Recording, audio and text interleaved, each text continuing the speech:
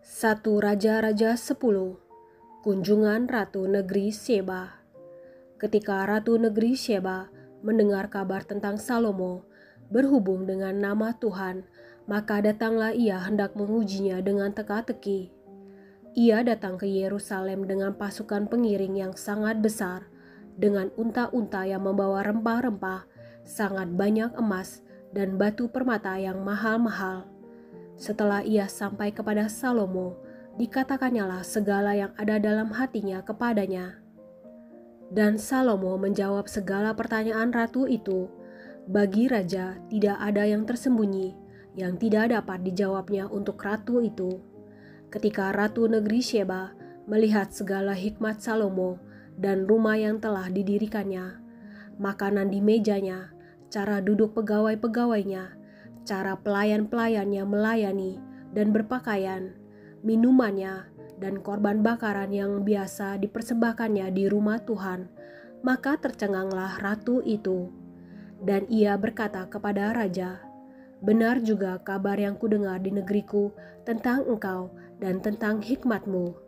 Tetapi aku tidak percaya perkataan-perkataan itu sampai aku datang dan melihatnya dengan mataku sendiri. Sungguh setengahnya pun belum diberitahukan kepadaku. Dalam hal hikmat dan kemakmuran, engkau melebihi kabar yang kudengar. Berbahagialah para istrimu, berbahagialah para pegawaimu ini yang selalu melayani engkau dan menyaksikan hikmatmu. Terpujilah Tuhan Allahmu yang telah berkenan kepadamu sedemikian, hingga ia mendudukan engkau di atas tata kerajaan Israel. Karena Tuhan mengasihi orang Israel untuk selama-lamanya, maka ia telah mengangkat engkau menjadi raja untuk melakukan keadilan dan kebenaran." Lalu diberikannya kepada raja 120 talenta emas dan sangat banyak rempah-rempah dan batu permata yang mahal-mahal. Tidak pernah datang lagi begitu banyak rempah-rempah seperti yang diberikan Ratu Negeri Sheba kepada Raja Salomo itu. Lagi pula kapal-kapal Hiram yang mengangkut emas dari Ofir membawa dari Ofir sangat banyak kayu cendana dan batu permata yang mahal-mahal. Raja mengerjakan kayu cendana itu menjadi langkang untuk rumah Tuhan dan untuk istana raja, dan juga menjadi kecapi dan gambus untuk para penyanyi. Kayu cendana seperti itu tidak datang dan tidak kelihatan lagi sampai hari ini. Raja Salomo memberikan kepada Ratu Negeri Sheba segala yang dikehendakinya dan yang dimintanya, selain apa yang telah diberikannya kepadanya sebagaimana layak bagi Raja Salomo. Lalu ratu itu berangkat pulang ke negerinya bersama-sama dengan pegawai-pegawainya. Penghasilan Salomo dan kekayaannya. Adapun emas yang dibawa kepada Salomo dalam 1 tahun ialah seberat 666 talenta, belum terhitung yang didapat dari saudagar-saudagar dan dari pedagang-pedagang dan dari semua raja Arab dan bupati-bupati di negeri itu. Raja Salomo membuat 200 perisai besar dari emas tempaan, 600 shikal emas dipakainya untuk setiap perisai besar. Ia membuat juga 300 perisai kecil dari emas tempaan, 3 mina emas dipakainya untuk setiap perisai kecil. Lalu raja menaruh semuanya itu di dalam gedung hutan Libanon. Juga raja membuat tata besar dari gading yang disalutnya dengan emas tua. Tata itu 6 tingkatnya.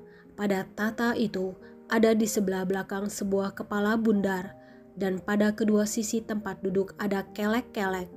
Di samping kelek-kelek itu berdiri 2 singa. Sedang 12 singa berdiri di atas ke-6 tingkat itu, sebelah menyebelah. Belum pernah diperbuat yang demikian bagi sesuatu kerajaan.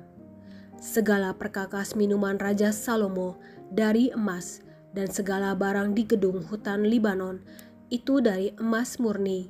Tidak ada barang perak, sebab orang menganggap perak tidak berharga pada zaman Salomo. Sebab di laut raja mempunyai kapal-kapal Tarsis bergabung dengan kapal-kapal Hiram. Dan sekali 3 tahun, kapal-kapal Tarsis itu datang membawa emas dan perak, serta gading, juga kera dan burung merak. Raja Salomo melebihi semua raja di bumi dalam hal kekayaan dan hikmat. Seluruh bumi berikhtiar menghadap Salomo untuk menyaksikan hikmat yang telah ditaruh Allah di dalam hatinya. Mereka datang masing-masing membawa persembahannya, yakni barang-barang perak dan barang-barang emas, pakaian, senjata, rempah-rempah, kuda, dan bagal, dan begitulah tahun demi tahun. Salomo mengumpulkan juga kereta dan orang berkuda, sehingga ia mempunyai 1.400 kereta dan 12.000 orang berkuda, yang semuanya ditempatkan dalam kota-kota kereta dan dekat raja di Yerusalem. Raja membuat banyaknya perak di Yerusalem sama seperti batu, dan banyaknya pohon kayu aras sama seperti pohon ara yang tumbuh di daerah bukit. Kuda untuk Salomo didatangkan dari Misraim dan dari Kewe. Saudagar-saudagar raja membelinya dari Kewe dengan harga pasar. Sebuah kereta yang didatangkan dari Misraim berharga sampai 600 sikal perak, dan seekor kuda sampai 150 sikal. Dan begitu juga melalui mereka dikeluarkan semuanya itu kepada semua raja orang Het dan kepada raja-raja Aram. 1 Raja-Raja 11. Salomo jatuh ke dalam penyembahan berhala. Adapun Raja Salomo mencintai banyak perempuan asing. Di samping anak Firaun, ia mencintai perempuan-perempuan Moab, Amon, Edom, Sidon, dan Het. Padahal tentang bangsa-bangsa itu, Tuhan telah berfirman kepada orang Israel, "Janganlah kamu bergaul dengan mereka, dan mereka pun janganlah bergaul dengan kamu, sebab sesungguhnya mereka akan mencondongkan hatimu kepada allah-allah mereka." Hati Salomo telah terpaut kepada mereka dengan cinta. Ia mempunyai 700 istri dari kaum bangsawan dan 300 gundik. Istri-istrinya itu menarik hatinya daripada Tuhan. Sebab pada waktu Salomo sudah tua, istri-istrinya itu mencondongkan hatinya kepada allah-allah lain, sehingga ia tidak dengan sepenuh hati berpaut kepada Tuhan Allahnya seperti Daud ayahnya. Demikianlah Salomo mengikuti Asitoret, dewi orang Sidon, dan mengikuti Milkom, dewa kejijikan sembahan orang Amon. Dan Salomo melakukan apa yang jahat di mata Tuhan, dan ia tidak dengan sepenuh hati mengikuti Tuhan seperti Daud ayahnya. Pada waktu itu, Salomo mendirikan bukit pengorbanan bagi Kamos, dewa kejijikan sembahan orang Moab, di gunung di sebelah timur Yerusalem, dan bagi Molok, dewa kejijikan sembahan Bani Amon. Demikian juga dilakukannya bagi semua istrinya, orang-orang asing itu yang mempersembahkan korban ukupan dan korban sembelihan kepada allah-allah mereka. Sebab itu Tuhan menunjukkan murkanya kepada Salomo, sebab hatinya telah menyimpang daripada Tuhan Allah Israel yang telah 2 kali menampakkan diri kepadanya, dan yang telah memerintahkan kepadanya dalam hal ini, supaya jangan mengikuti allah-allah lain, akan tetapi ia tidak berpegang pada yang diperintahkan Tuhan. Lalu berfirmanlah Tuhan kepada Salomo, "Oleh karena begitu kelakuanmu, yakni engkau tidak berpegang pada perjanjian dan segala ketetapanku yang telah kuperintahkan kepadamu, maka sesungguhnya aku akan mengoyakkan kerajaan itu daripadamu dan akan memberikannya kepada hambamu. Hanya pada waktu hidupmu ini aku belum mau melakukannya oleh karena Daud ayahmu.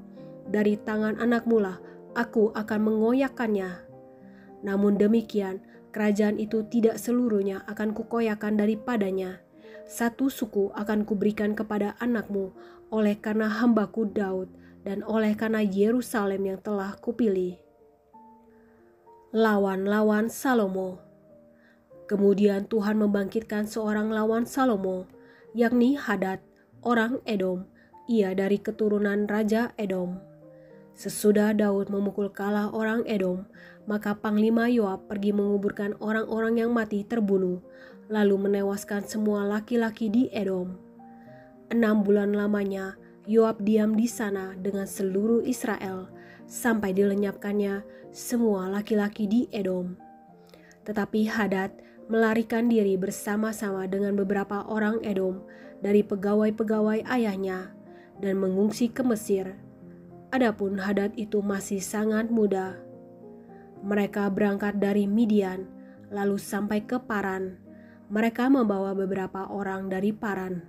Lalu mereka sampai ke Mesir kepada Firaun, raja Mesir. Ia ini memberikan rumah kepada Hadad, menentukan belanjanya, dan menyerahkan sebidang tanah kepadanya. Hadad demikian disayangi Firaun, sehingga diberikannya kepadanya seorang istri, yakni adik istrinya sendiri, adik permasyuri, Tahpenes. Lalu adik Tahpenes itu melahirkan baginya seorang anak laki-laki, Genubat namanya, dan Tahpenes menyapi dia di istana Firaun, sehingga Genubat ada di istana Firaun di tengah-tengah anak-anak Firaun sendiri.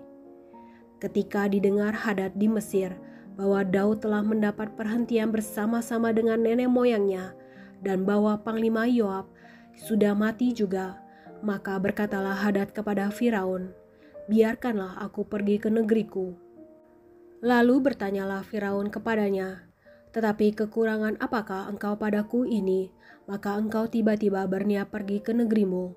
Jawabnya, "Aku tidak kekurangan apapun, namun demikian biarkanlah juga aku pergi." Allah membangkitkan pula seorang lawan Salomo, yakni Rezon bin Elyada, yang telah melarikan diri dari tuannya, yakni Hadadezer, Raja Zoba. Ia mengumpulkan orang-orang, lalu menjadi kepala gerombolan. Ketika Daud hendak membunuh mereka, maka pergilah mereka ke Damsyik. Mereka diam di sana, dan disitulah mereka mengangkat Rezon menjadi raja. Dialah yang menjadi lawan Israel sepanjang umur Salomo. Ia mendatangkan malapetaka sama seperti Hadad. Ia muak akan orang Israel dan menjadi raja atas Aram. Juga Yerobeam bin Nebat, seorang Efraim dari Zereda, seorang pegawai Salomo, nama ibunya Zerua, seorang janda, memberontak terhadap raja. Inilah alasannya mengapa ia memberontak terhadap raja. Salomo mendirikan Milo dan ia menutup tembusan tembok kota Daud ayahnya. Yerobeam adalah seorang tangkas. Ketika Salomo melihat bahwa orang muda itu seorang yang rajin bekerja, maka ditempatkannya lah dia mengawasi semua pekerja wajib dari keturunan Yusuf. Pada waktu itu, ketika Yerobeam keluar dari Yerusalem, Nabi Ahia orang Silo itu mendatangi dia di jalan dengan berselubungkan kain baru, dan hanya mereka berdua ada di padang. Ahia memegang kain baru yang di badannya, lalu dikoyakannya menjadi 12 koyakan. Dan ia berkata kepada Yerobeam, "Ambillah bagimu 10 koyakan, sebab beginilah firman Tuhan Allah Israel. Sesungguhnya aku akan mengoyakkan kerajaan itu dari tangan Salomo dan akan memberikan kepadamu 10 suku. Tetapi 1 suku akan tetap padanya oleh karena hambaku Daud dan oleh karena Yerusalem, kota yang kupilih itu dari segala suku Israel. Sebabnya ialah karena ia telah meninggalkan aku dan sujud menyembah kepada Asitoret, dewi orang Sidon, kepada Kamos, Allah orang Moab, dan kepada Milkom, Allah Bani Amon, dan ia tidak hidup menurut jalan yang kutunjukkan dengan melakukan apa yang benar di mataku, dan dengan tetap mengikuti segala ketetapan dan peraturanku, seperti Daud ayahnya. Bukan dari tangannya akan kuambil seluruh kerajaan itu. Aku akan membiarkan dia tetap menjadi raja seumur hidupnya, oleh karena hambaku Daud yang telah kupilih dan yang tetap mengikuti segala perintah dan ketetapanku. Tetapi dari tangan anaknya lah aku akan mengambil kerajaan itu dan akan memberikannya kepadamu, yakni 10 suku. dan kepada anaknya akan kuberikan satu suku, supaya hambaku Daud selalu mempunyai keturunan di hadapanku di Yerusalem, kota yang kupilih bagiku, supaya namaku tinggal di sana. Maka engkau ini akan kuambil, supaya engkau memerintah atas segala yang dikehendaki hatimu dan menjadi raja atas Israel. Dan jika engkau mendengarkan segala yang kuperintahkan kepadamu dan hidup menurut jalan yang kutunjukkan dan melakukan apa yang benar di mataku dengan tetap mengikuti segala ketetapan dan perintahku seperti yang telah dilakukan oleh hambaku Daud, maka aku akan menyertai engkau dan aku akan membangunkan bagimu suatu keluarga yang teguh seperti yang kubangunkan bagi Daud, dan aku akan memberikan orang Israel kepadamu. Dan untuk itu aku akan merendahkan keturunan Daud, tetapi bukan untuk selamanya.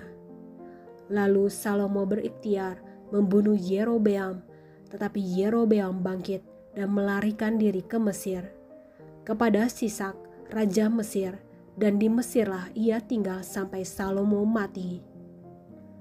Salomo mati. Selebihnya dari riwayat Salomo dan segala yang dilakukannya dan hikmatnya, bukankah semuanya itu tertulis dalam kitab riwayat Salomo? Lamanya Salomo memerintah di Yerusalem atas seluruh Israel ialah 40 tahun. Kemudian Salomo mendapat perhentian bersama-sama dengan nenek moyangnya, dan ia dikuburkan di kota Daud ayahnya.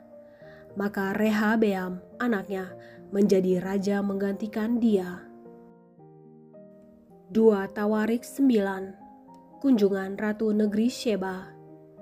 Ketika Ratu Negeri Sheba mendengar kabar tentang Salomo, maka dengan pasukan pengiring yang sangat besar dan dengan unta-unta yang membawa rempah-rempah, banyak emas dan batu permata yang mahal-mahal, datanglah ia ke Yerusalem, hendak menguji Salomo dengan teka-teki.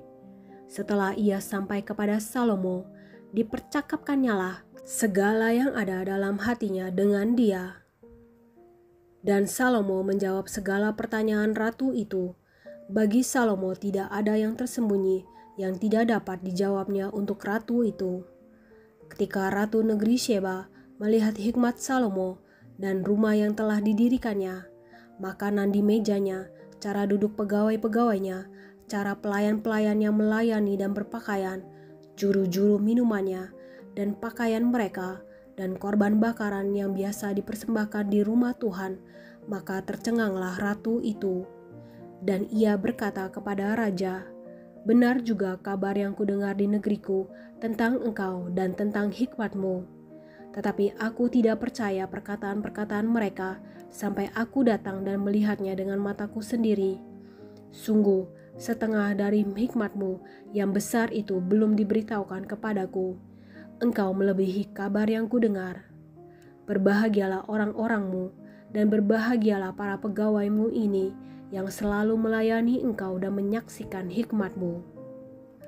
Terpujilah Tuhan Allahmu yang telah berkenan kepadamu sedemikian, hingga ia mendudukan engkau di atas tatanya sebagai raja untuk Tuhan Allahmu. Karena Allahmu mengasihi orang Israel, maka ia menetapkan mereka untuk selama-lamanya, dan menjadikan engkau raja atas mereka untuk melakukan keadilan dan kebenaran.